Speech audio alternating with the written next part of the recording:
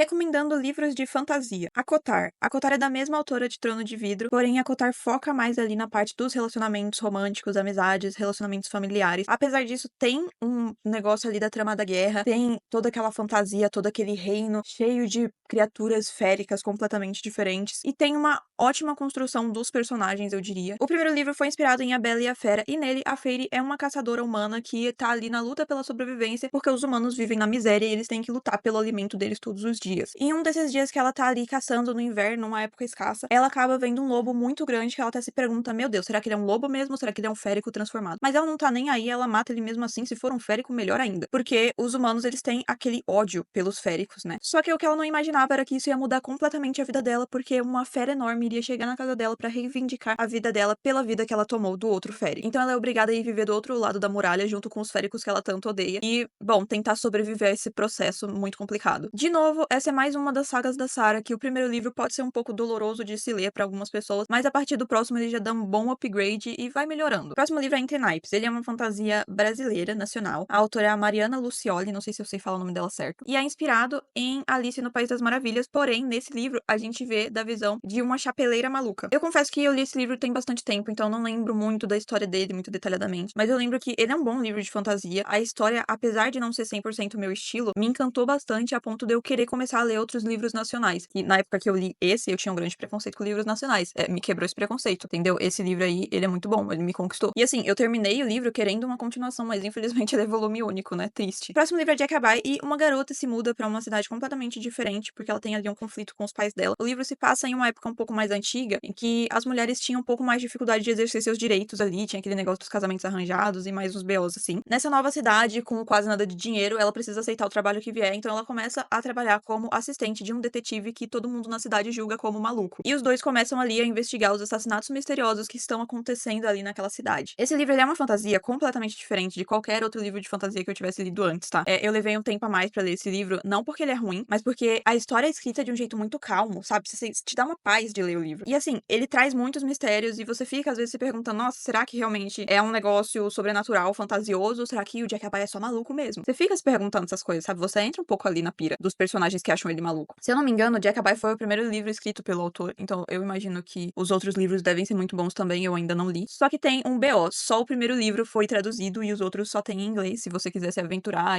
a ler os próximos em inglês. Se você quiser ler só Jackaby também, ele é um livro muito bom. Eu acho que ele tem um final fechadinho, deixa uma ponta solta ou outra, mas tem um final fechadinho, então dá pra ler tranquilo, dá pra parar por ele tranquilo. E é uma história que eu acho que vale muito a pena, apesar de a continuação não ser traduzida. Me segue aí pra mais vídeos sobre livros, filmes e séries.